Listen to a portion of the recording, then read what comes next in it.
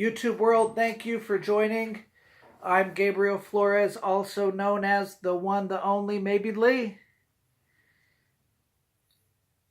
I'm coming off of Veterans Day weekend. I've been really busy. I'm behind right now. I'm catching up on 2 episodes because of Veterans Day weekend.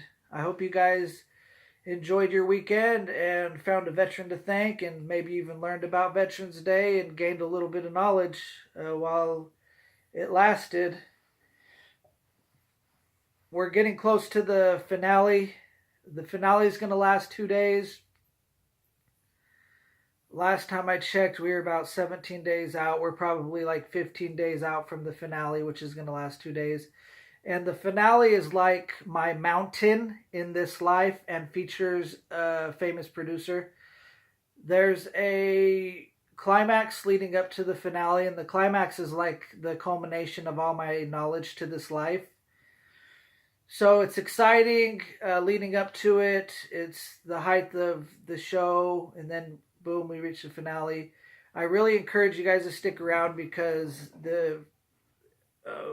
those two main parts of the show have a lot of meaning to me, and is technically the most important part of the the talk show.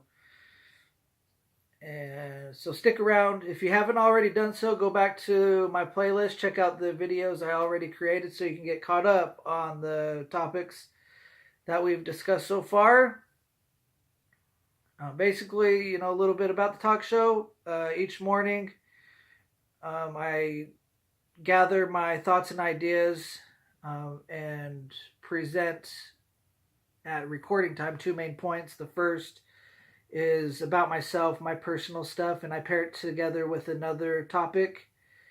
And that morning, I'll do research if I have to. If not, I just compile my thoughts and ideas and write a personal thesis statement. All of the show topics are pre-planned up until the finale, through the climax and through the 2-day finale. They've already been planned.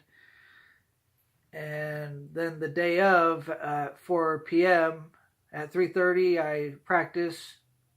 4 o'clock, I air for 17 minutes, and that's it. That's all I do. And, it's going to be over soon, so stick around. The torture is not going to last much longer because I do have a cutoff point here. My kids are really important to me. I have 2 kids, a girl and a boy. My girl's name is Esperanza Isabella Flores, and my son's name is Gabriel Dominic Flores. My daughter was born September 9th, 2007, and my son was born July 15th, 2008. And they were both born in North Carolina. I was 1 day late for my daughter's birth. I was on my way back from Kuwait. I was in Kuwait when my wife at the time was going into labor, and just had made it back just a little bit too late 1 day after she was born. But my son, I was there for his birth and stuff like that. And so and my kids, they live in West Valley City, Utah. They go to a school out there in West Valley. It's a STEM school. It's a science, technology, engineering, and mathematics school. It's one of those weird new schools that they have popping up nowadays. This new initiative that's going on. Whatever, that's the school that they're going to. I don't really care what school they're going to. It's cool, I guess. I'm not really a big fan of school. School's I don't know. I'm not too sure about school, but so that's why you don't see too much of an interest when it comes to their school. But technically, it is a new exciting thing, the STEM thing. It's like the wave of the future or something. My kids, let's see.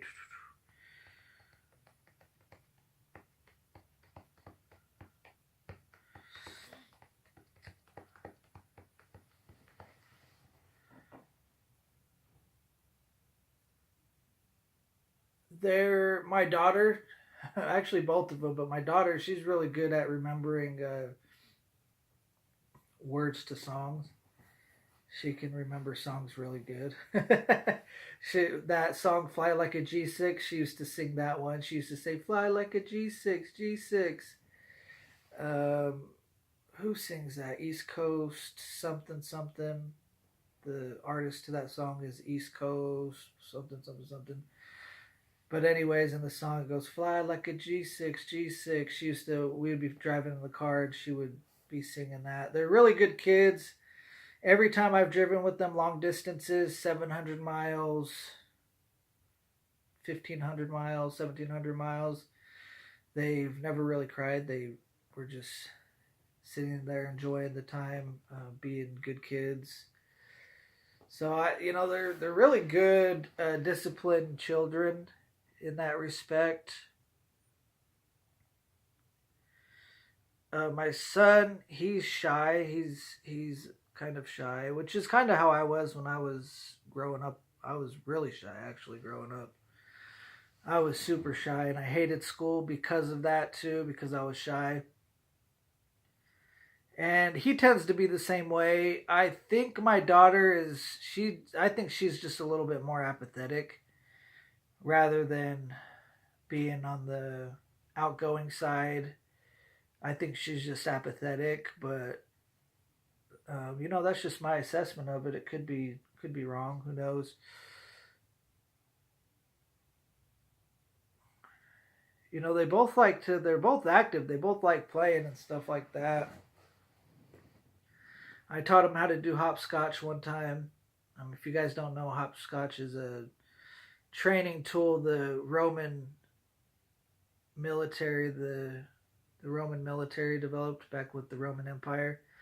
They used to use hopscotch to keep them agile and limber for their long engagements they would embark on and stuff like that. And nowadays it became just a game for kids to play, a game that I knew how to play. It's just an easy game, and I taught them how to do it, and they loved it. They did it the whole time. They weren't like, oh, we don't want to do this. This is boring. Let's do something else. So they engaged pretty well, and I like that about them.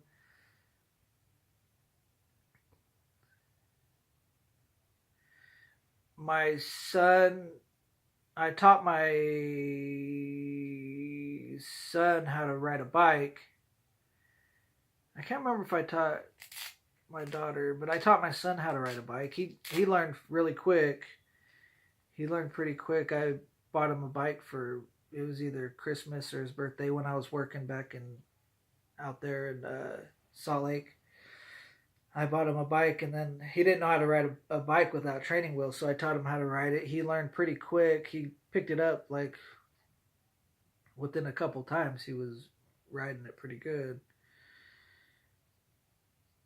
I don't think he was going like outside of the neighborhood because he was still young at the time, but he could get on the bike and ride around the neighborhood pretty close to by himself. They're both really good skaters too. Like a skating rink. They both have the roller skates, and they can both roller skate just fine. They don't fall on their butts or anything, and they both really enjoy that. So both of my kids, they're pretty close in age, and they almost act like twins because of that. And as you can see, a lot of their qualities are pretty close to the same, with the exception, Gabriel's kind of shy and stuff like that, is on the shy side, and my daughter is kind of apathetic. But for the most part, they're disciplined. They like their music. They can sing to it. They can remember music for being so young. They like to play. They can sit there and play with you and not have to go off and do whatever else. But anyways, that's just all the stuff that I can think about that I know about them. Remembering my kids is pointless because I don't support them and they don't know me. I haven't paid child support. God, I don't even remember the last time I paid child support. I would say 2014 was the last time I paid child support. Yeah, 2014 was the last time I paid child support. And the last time I saw him was 2014 too. And I haven't talked to him. Last time I saw him and talked to him was 2014. Um,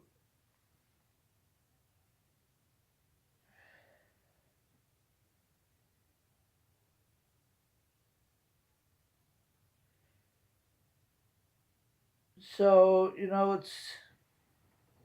I'd say it's pointless because,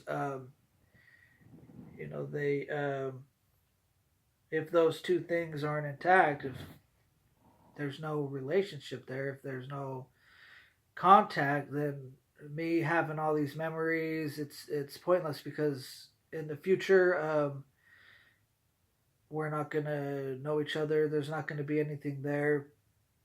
The memories are gonna be for nothing. Remembering is gonna be for nothing, and so it's just a complete waste of time if you ask me. In a situation like this, and if you guys see my episodes, you know why I haven't paid child support. And the reason why I haven't seen him and stuff and talked to him is because I'm in a different state, because I don't have a job, because I can't support myself. I'm not about to live on the streets in Salt Lake and stuff like that. So the only place I can live is out here where I have a place to stay until I can get back on my feet. But I guess it's not too pointless because I plan on working, I plan on supporting them and getting back into their lives. It's just going to take time. But as of right now, it just makes me wonder, why am I remembering all this stuff if with these two things considering in there. But I want to take a second and think about other people's lives. I want to kind of focus on other people's lives because it's so easy to think about your own life and get caught up in your own world. And there's so many people surrounding you. There's 7 billion people on the planet. There's 350 million people in the United States alone. And your life is only one life. And it becomes the entire world at times. And so that's why I want to look at other people's lives and see, well, how is their lives, just for the fun of it. Because, just because my life is so bad and I'm not getting any help from anybody, nobody's helping me. I don't care if anybody helps me. Life's bad. I can dig it. I'll get in. And what I'm going to do is I'm going to start looking at other people's lives. And I'm going to start making fun of their messed up lives. And I'm going to work at bringing their lives down, making their lives worse, doing what I can do, doing whatever it is that I can do to not help people, to make this world even worse.